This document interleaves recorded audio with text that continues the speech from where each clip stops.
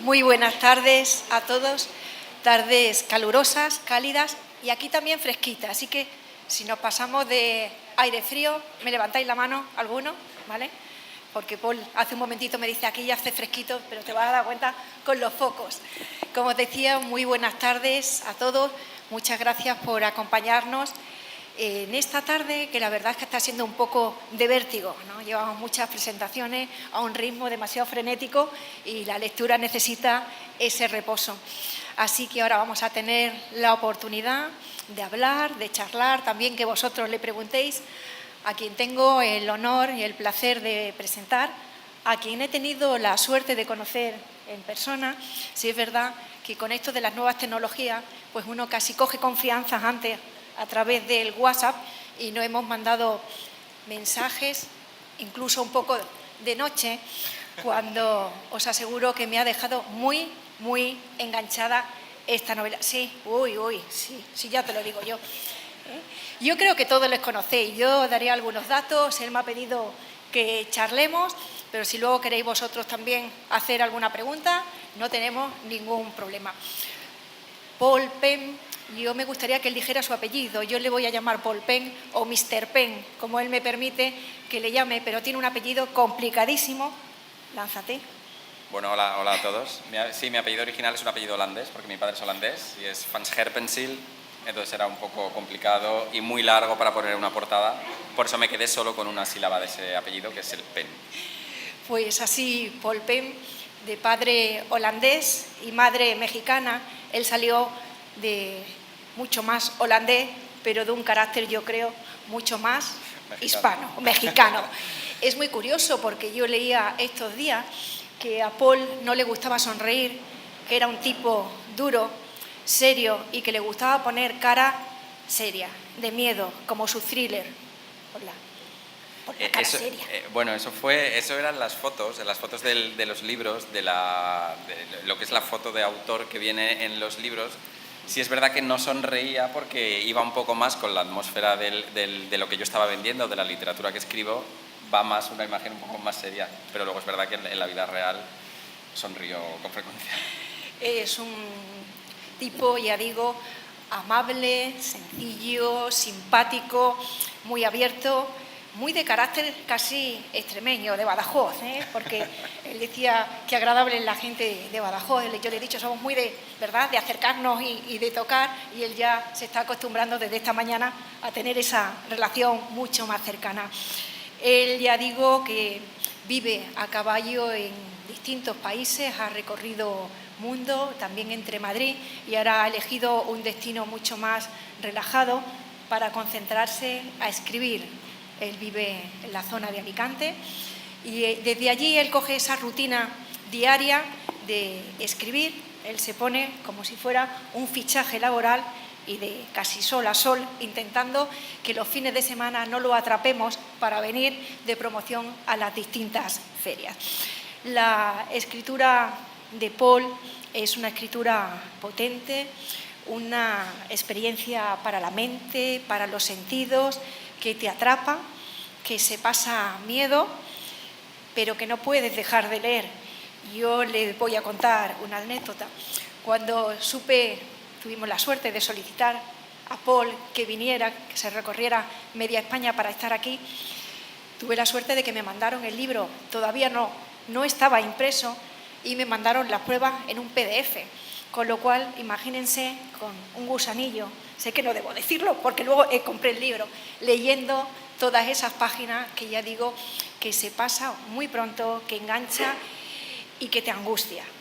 Pero como nos va la marcha, seguíamos. Es una novela, un thriller, pero él no es solo, esta es la única novela que tiene, ha tenido más, El aviso, fue la primera. Esa fue la primera, sí. Luego tuvo otras novelas que también han sido traducidas a distintos idiomas. Cuenta tú los títulos. Sí, el aviso fue mi primera novela que se publicó, va a hacer 10 años ya, que me parece increíble que hayan pasado 10 años, pero se publicó en 2011. Con esa novela tuve la suerte de que, a pesar de ser mi primera novela, se vendieron los derechos de adaptación cinematográfica. Entonces eso vino muy bien, fue como hizo muy bien por el libro, lógicamente. La película se estrenó, por cierto, el año pasado. y está disponible en algunas plataformas ya. Se estrenó en cines, ahora está quien tenga Movistar Plus, creo que puede verla ya, y estará en Netflix próximamente. Después del aviso ya publiqué El brillo de las luciérnagas, 2 años después, que esta fue la novela que se tradujo al inglés. Y la verdad es que la traducción al inglés ha supuesto un cambio casi completo en mi carrera como escritor, porque allí las ventas han funcionado especialmente bien. Y ha sido esa traducción al inglés y esa venta en mercado anglosajón, aparte de Estados Unidos también está en Australia, Canadá, Reino Unido. Ha sido esa venta y esa traducción lo que me ha permitido estar dedicado ahora mismo solo a escribir, que era como el sueño, o es el sueño que tiene cualquier escritor. Y por eso ahora para mí tener un horario férreo, digamos, de escritura en casa, pues es como no se me hace nada duro de cumplir. Es como yo siempre pensaba, ojalá pudiera dedicarme solo a escribir, porque la primera novela concretamente la tenía que escribir mientras trabajaba y tenía un trabajo normal para poder vivir. Entonces lo escribía en el fin de semana y era pues un esfuerzo extra. Entonces ahora para mí es un lujo poder decir que me dedico exclusivamente a escribir. Es verdad que no solo novelas, se me ha ampliado el abanico a raíz del éxito de las novelas, me han surgido ofertas para escribir guiones de cine, series. Entonces ahora, sea escribiendo una cosa o sea escribiendo otra, pero mi forma de vida es la escritura y estoy contentísimo con eso. Ayer nos contaba Ayanta Barili que cuando uno quiere algo, lo desea, muchas veces eso se cumple. Pues también él nos contaba esta mañana, Paul, que siempre quiso ser escritor, que ya desde pequeño empezaba a escribir con ahínco, que había muchos escritores que le marcaron en su vida. A él se le reconocen casi como el Stephen King español y se le compara con Carlos Ruiz Zafón. Él, ya digo que a mí me sorprende mucho porque en muchas de sus novelas elige como personajes una familia. Él se fija mucho en lo cotidiano, esa familia como protagonista que está presente en distintas de sus novelas, y también en espacios cerrados o en espacios que llegan un poco a angustiarse. Está en una autocaravana, pero también has metido a esa familia en un sótano o te la has llevado al desierto, ¿no? Son espacios... Sí, las tres, de alguna manera, y sin yo quererlo, he acabado escribiendo como una especie de trilogía. No es que estén relacionadas las novelas, pero sí es verdad que hay un tema común en mis 3 últimas novelas que casi podrían conformar una especie de trilogía de la familia, porque es verdad que las 3 están protagonizadas por familias y las 3 ocurren en lugares muy aislados, de tal manera que la historia está concentrada en estas familias que viven fuera de la sociedad normal, digamos. El brillo de las luciérnagas transcurría íntegramente en un sótano, era una familia que estaba encerrada en un sótano, todos estaban quemados por un fuego que no sabíamos qué había pasado, la hermana mayor tenía que vestir una máscara blanca porque las heridas de sus quemaduras eran demasiado graves como para que el niño pequeño las viera, entonces llevaba una máscara blanca para que el niño pequeño, que era quien nos contaba la historia, no se asustara viendo el rostro de su hermana, que lógicamente luego todo esto se va a ir descubriendo a qué se deben estas situaciones, y todo nos lo contaba este niño, que el niño no conocía, había nacido ya en el sótano, entonces no conocía el mundo exterior. Entonces en esa novela era el viaje que hacía este niño, su deseo, porque inicialmente él estaba contento con su vida en el sótano porque era lo que conocía, y yo quería establecer como una especie de paralelismo que a todos nos pasa un poco, no tan extremo como estar encerrados en un sótano, pero sí creo que contaba un poco algo que tenemos todos, de que todos de alguna manera estamos encerrados en nuestro propio sótano de las circunstancias a las que nos condena, entre comillas, o nos limita la vida, pues simplemente dónde naces, en qué familia naces. Todo eso te marca una vida de la que muchas veces es difícil salirse y tener el valor para saber qué hay más allá. Y esta historia genérica que se podía aplicar o que nos podemos aplicar todos, yo la contaba a través de ese niño en una situación extrema de aislamiento en un sótano. Luego, la siguiente novela, volví con una familia, en este caso esta novela surgió porque viví una temporada en México, en el estado de Baja California, que es el estado que está más a la izquierda, y es el rabito que tiene México a la izquierda, eso es la península de Baja California. Yo viví ahí varios meses, como 9 meses, y es un paisaje impresionante, y además es un lugar tan remoto que estaba realmente como muy aislado, y yo conocí ese paisaje, que era un desierto, con unos cactus enormes que tiene ahí, y veía de repente una casa completamente aislada y me imaginaba qué puede estar ocurriendo en esa casa. Y de ahí surgió mi siguiente novela, que volvió a ser una familia. En este caso era un matrimonio con 5 hijas, las 5 hijas con nombres de flor, y a esta casa llegaba ellas vivían completamente, y el padre iba de vez en cuando al pueblo para abastecerse, y el padre sí salía a trabajar en una gasolinera que estaba lejos de la casa, pero las niñas no tenían contacto con el mundo exterior, con el mundo normal, y llegaban a una edad, y esto también repetía un poco la temática del brillo de las luciérnagas, las 2 hermanas mayores empezaban ya a querer preguntarse, a querer saber o conocer más allá que el pequeño mundo que le tenían hecho sus padres, que era un mundo ideal, como ocurría en el sótano del brillo de las luciérnagas, pero esas niñas querían saber un poco más. Y justo en ese momento llegaba un excursionista que decía que estaba caminando por ahí y que quería pasar una noche en la casa. Y a raíz de la llegada de este extraño, pues se descubrían una serie de secretos, que también es una cosa constante en mis historias, que ponían patas arriba todo, nada era lo que parecía y las cosas que más puedes dar por hecho en lo que estás leyendo, de repente se dan la vuelta y son todo lo contrario, que es un momento que me gusta mucho en mis novelas, el momento ese del giro, que no lo dejo para el final, que normalmente los giros se suelen dejar para el final, pero a mí me gusta meterlo como en la mitad de la novela, que te cambie completamente la novela, pero todavía puedas ver que hay cómo a partir de ese giro qué es lo que pasa después, porque muchas veces los giros finales, o bueno, me da a mí la sensación, cuando están muy bien hechos, son muy satisfactorios, pero hay veces que esos giros finales a veces puede parecer como un poco un truco y como que te cambia todo lo que has leído y te quedas, pues todo esto que he leído para que luego no era, como que te puedes quedar un poco así. Entonces yo prefiero situarlo a la mitad y ver qué ocurre a raíz de que la verdad sale a la luz. Y en esta cuarta novela, la tercera sobre familias, el aislamiento no es tan extremo como las anteriores, porque en este caso es un aislamiento temporal, digamos, circunstancial, porque es una familia que se está mudando de una costa a otra de Estados Unidos. La mudanza la hacen en autocaravana, porque dicen, bueno, ya que vamos a recorrer el país, vamos a aprovechar y hacemos un viaje.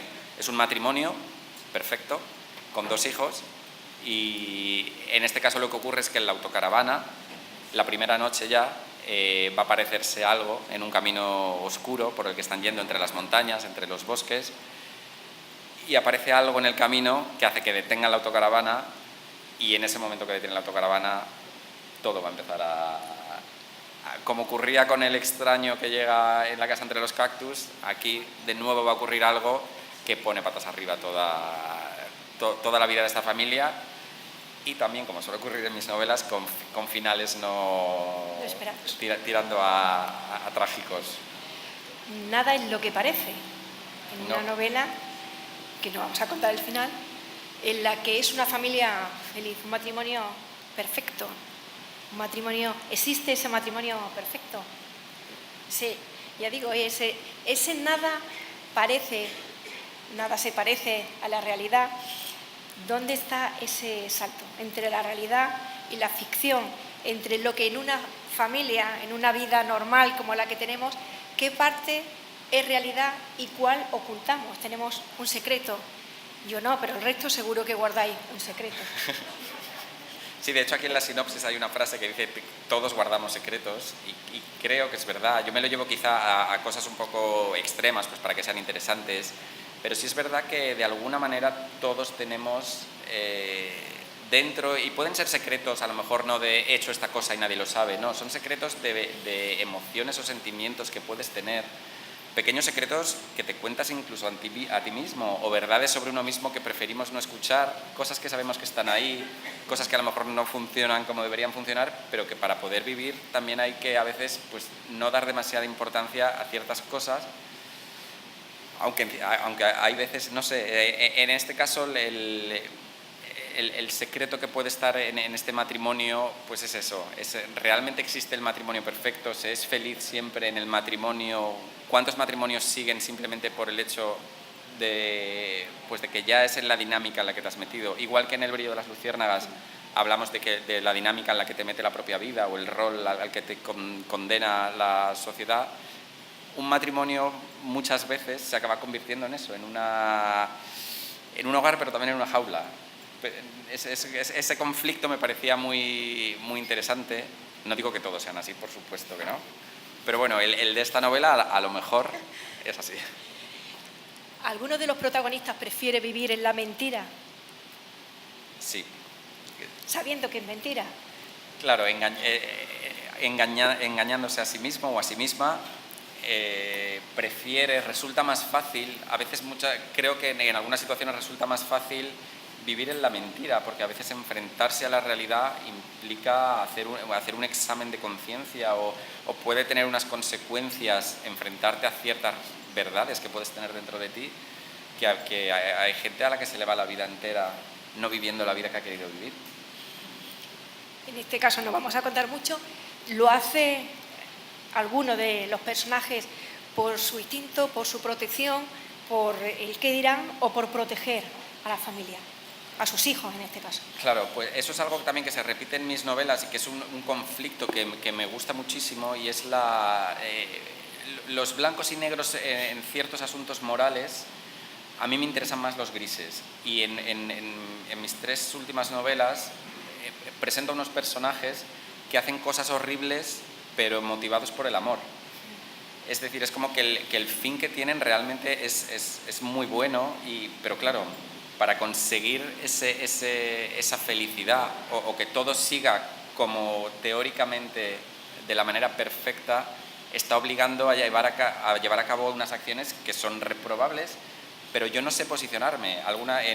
Concretamente en El brillo de las luciérnagas ocurren ciertas cosas y tiene un final donde yo no sé posicionarme ni quiero hacerlo en la moralidad y en si lo que han hecho esos personajes está bien o mal.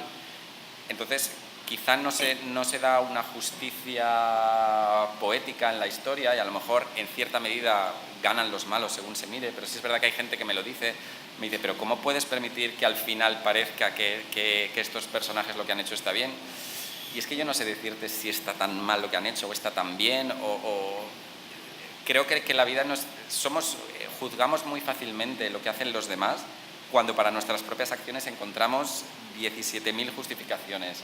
Entonces creo que hay que aligerar eso un poco en algunas ocasiones y entender que el mundo está lleno de grises y que no es todo tan fácil, y que lo bueno a veces pasa por hacer lo malo, y que es todo muy complicado, y es tan complicado que me resulta apasionante escribir historias de este tipo. Es un libro en el que ese viaje, un viaje de una familia en una autocaravana, pero que lleva temas más profundos, ¿no? Hay una obsesión, unos celos, una angustia vital. Es un viaje físico en esa autocaravana, pero también es un viaje iniciático, ¿no? Que cambia por completo el rumbo de una familia.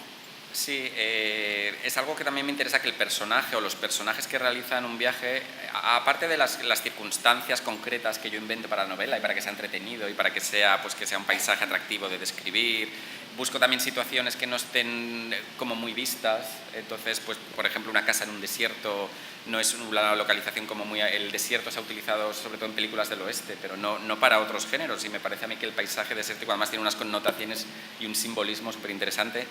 Entonces sí me gusta que, aparte de de los percances que viven los personajes, sí realmente hay un viaje interior y en El brillo de las luciérnagas era una metáfora absoluta de la iluminación como tal, y este niño era literal en un sentido, porque este niño que vivía en el sótano lo que buscaba era la luz a través de unas luciérnagas que se colocaban en este sótano. Entonces él buscaba estas luciérnagas, esta luz concreta real, pero en realidad lo que estaba buscando era saber qué había más allá de su pequeño mundo y de su oscuridad. Y aquí uno de los personajes, o una de las personajes, también va a realizar un viaje en el que se le van a empezar a caer todas esas cosas que tenía montadas, y va a descubrir quién es realmente. Y en ese viaje, las consecuencias de ese viaje pueden ser atreverse muchas veces a afrontar lo que eres o lo que has hecho, puede tener consecuencias muy definitivas. Cuando lo vas leyendo te vas metiendo en ese mundo de thriller. Al principio, más que de miedo, es suspense, ¿eh? Te va enganchando. Hay partes que hay miedo, no voy a contar mucho. Hay una parte, ¿puedo decir algo? La ducha da miedo, algunas cosas, solo voy a contar. Y una parte que a mí me recordó a una leyenda que hay siempre cuando viajas, que es esa chica de la curva. No sé si tú lo recordaste, si lo quisiste relacionar de alguna manera con esas leyendas que cuando vamos de viaje ya de pequeños te dicen, todo el mundo ha visto a esa chica de la curva, ¿verdad? a esa mujer que cuando vas de viaje, todas lo hemos visto o toda nuestra familia, y ahí yo creo que de alguna manera hiciste un guiño que no... Sí, hay un pequeño guiño del que no fui consciente hasta un poco más tarde, me di cuenta un poco más tarde, pero sí es verdad que en las entrevistas que estoy haciendo, en estas primeras entrevistas, el libro acaba de salir, todo el mundo piensa en eso, o sea que sí está ahí, ese es un pequeño guiño, no es más que una casualidad, pero sí, o sea, algo de eso hay. Esas maldades que van pasando, pues, algunas de las maldades, ¿cómo se te ocurre algunas de las cosas que hace algún personaje? Es decir, una persona sensata, buena, ya digo, amable, que dan ganas de achucharlo cuando lo conocen, ¿cómo o qué parte de Paul Penn, ¿no?, tú tiene esa forma retorcida para buscar la angustia? Pues de alguna manera a lo mejor represento un poco también lo que muestro en mis personajes, y es que nunca nada es lo que parece. En La casa entre los cactus había un personaje que decía una frase que define mucho de lo que yo escribo, y es que la gente casi nunca es lo que parece.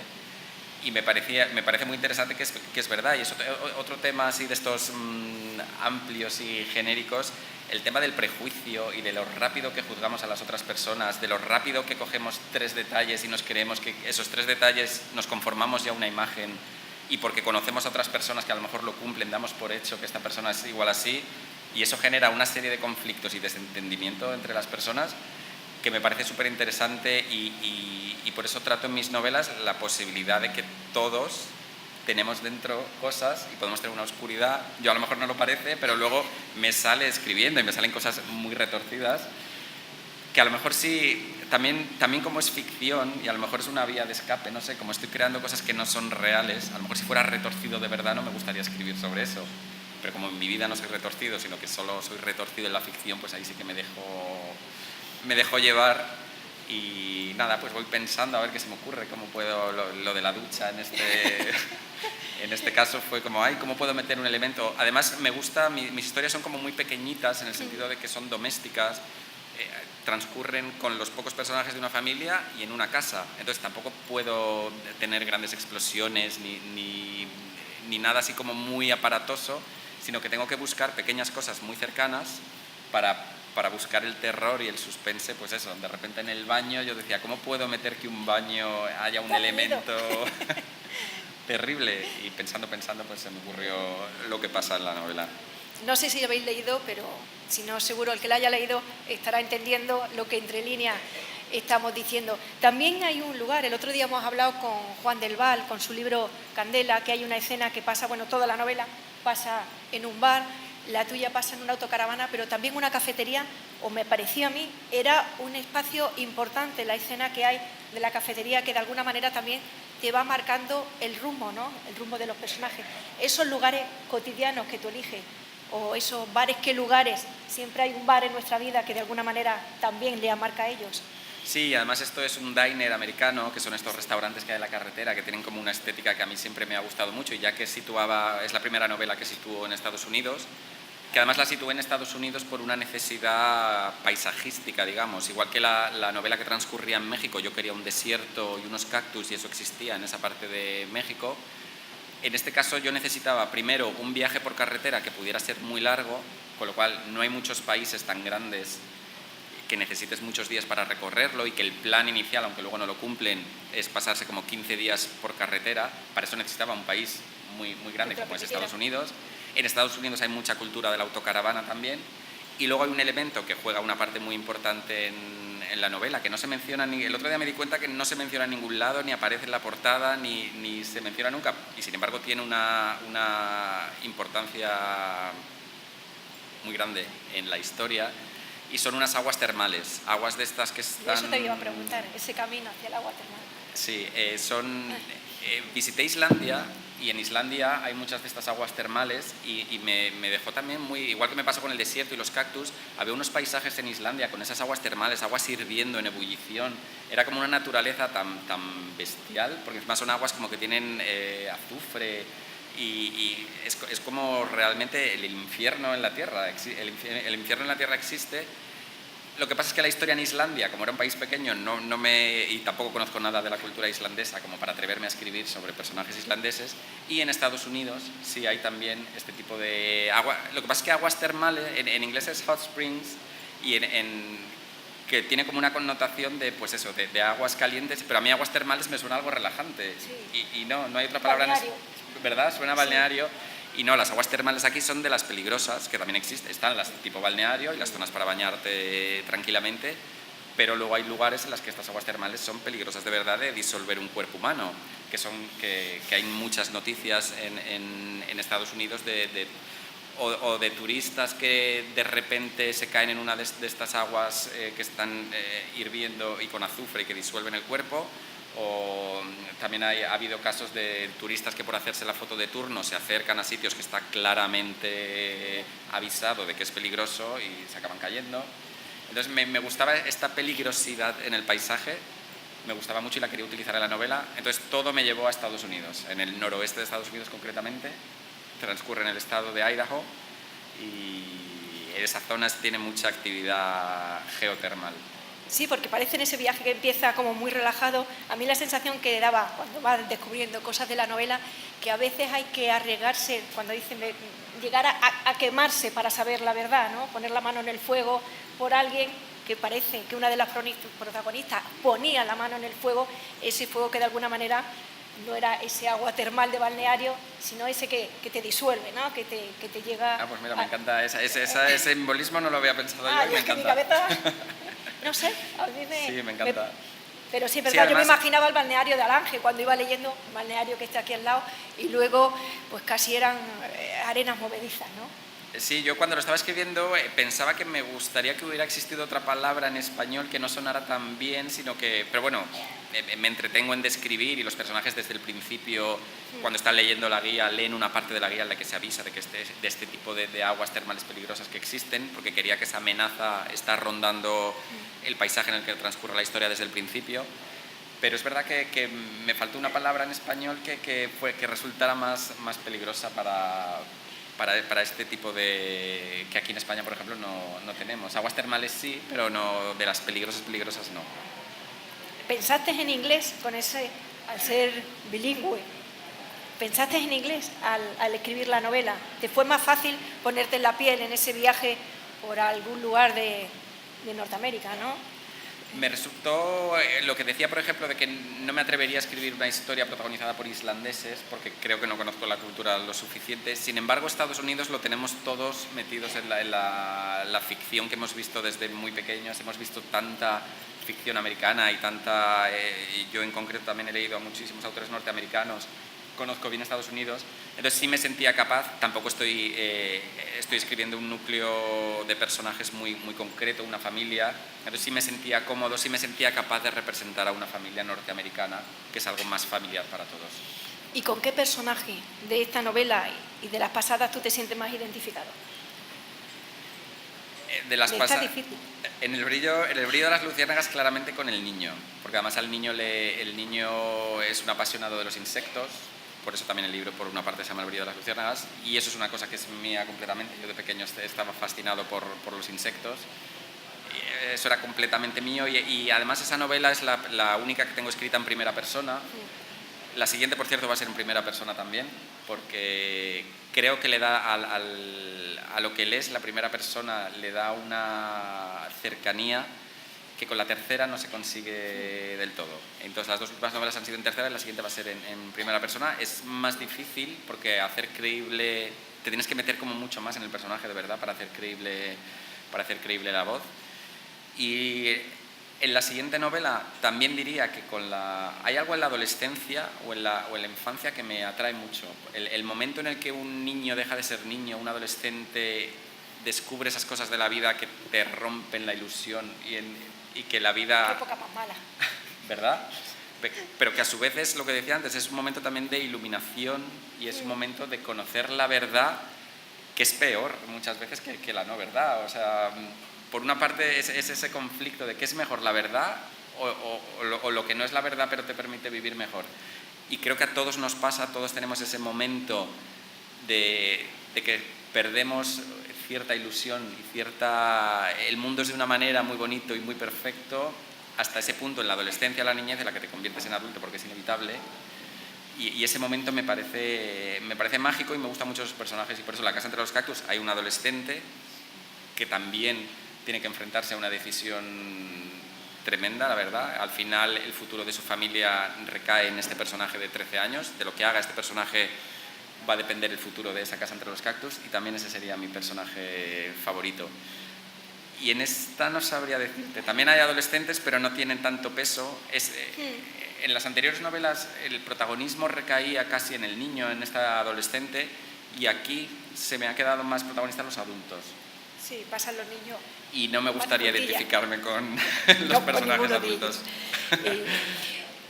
Yo creo que lo sabéis, pero además Paul ha sido de los escritores que más ha vendido en Estados Unidos, de cifras locos. Estamos hablando más de 100.000 ejemplares, ¿no? 150.000 ejemplares. Un español que salta a ese mercado americano, que siempre lo pensamos que es mucho más difícil, si el mundo editorial o comenzar. Y yo quería que nos contaras un poco esa experiencia, ya cómo es el mundo editorial en España, o cómo consigues que alguien llamando a la puerta te publique todas estas novelas, pero si eso es difícil, ¿cómo se hace allí en América?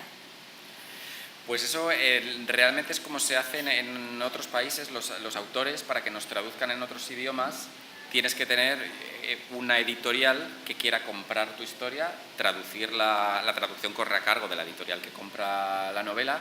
Entonces todo depende de conseguir el interés de una editorial extranjera. Tradicionalmente Estados Unidos no ha sido un país muy abierto a traducciones, y de hecho los lectores no están muy acostumbrados. Nosotros estamos muy acostumbrados a leer novelas traducidas, mucho de lo que leemos proviene de diferentes países, de Estados Unidos mucho, pero ahí no están tan acostumbrados. Sin embargo, ahora se está como empezando a abrir el sector y se está empezando a entender que historias que transcurran en España, que no es mi caso, porque yo entré a Estados Unidos gracias al Brillo de las Luciérnagas, que el Brillo de las Luciérnagas tenía una particularidad que en su momento...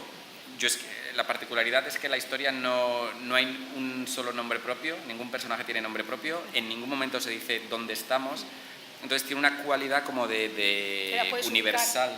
Sí, los personajes simplemente se les conoce por cómo se dirigen entre ellos, es decir, mamá, papá. Como estaban en la primera persona del niño, el niño todo el rato cuando habla de su madre no le va a llamar por su nombre. Entonces me salió de manera natural, hablaba todo el tiempo de mi hermana, de papá, mamá. Y entonces al final me quedó la novela sin nombres, y decidí también quitar cualquier localización geográfica. Entonces quedó una historia, la verdad, que es muy universal, y la traduzcas al idioma que la traduzcas, vas a seguir sin saber dónde está. Puede ser cualquier sitio, es un sótano al fin y al cabo. Bueno, luego se ven otros paisajes, pero bueno, son paisajes universales también que pueden estar en cualquier parte. Entonces creo que eso, la verdad, ayudó bastante a que una editorial norteamericana se lanzara a traducirla. Y creo que, de todas formas, que ya también se está abriendo la mente como el mundo se está haciendo cada vez más pequeño en cierta medida, y todo llega a todas partes. También con las series de Netflix, ahora las series españolas están teniendo éxito en Estados Unidos, y se está demostrando que puedes ubicar una serie en un entorno español y un público norteamericano se puede identificar, igual que hemos hecho nosotros de siempre con las películas norteamericanas. Creo que ahora vivimos un momento de intercambio cultural mucho más fácil, que está abriendo puertas nuevas a autores españoles. ¿Y ese éxito da vértigo? No, porque es muy satisfactorio. Además, a mí me hacía especial ilusión. La verdad es que era un objetivo, igual que lo de que se hiciera película de alguna novela mía, era como un objetivo que yo tenía y se cumplió. A mí el hecho de ser traducido al inglés, porque he leído muchos autores norteamericanos, ingleses, era como aparte también por lo obvio de que es un mercado muy, muy grande. Entonces, claro, te amplía el alcance.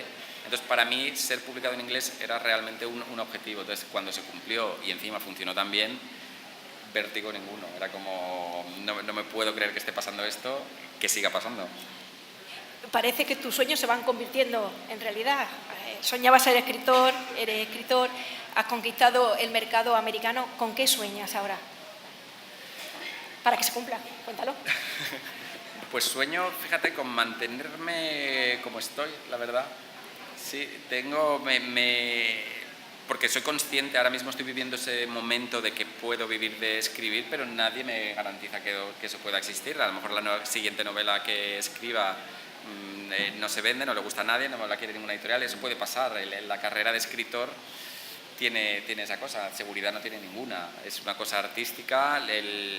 En mi caso, los contratos que firmo con la editorial, aunque se va repitiendo, Plaza y Janés, firmamos contratos por una novela, no hay compromiso por ninguna de las partes de volver a publicar la siguiente novela. Lógicamente, cuando la relación funciona y todo va bien, pues vuelves a repetir.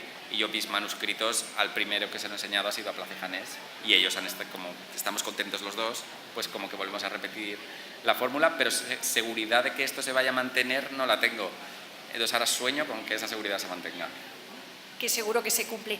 Cuando escribes un libro y ya sale en el mercado, ya esos personajes dejan de ser parte de ti para ser parte nuestra. Nos los has regalado como personajes. Yo creo que estos están ya en la vida de quienes hemos leído la novela.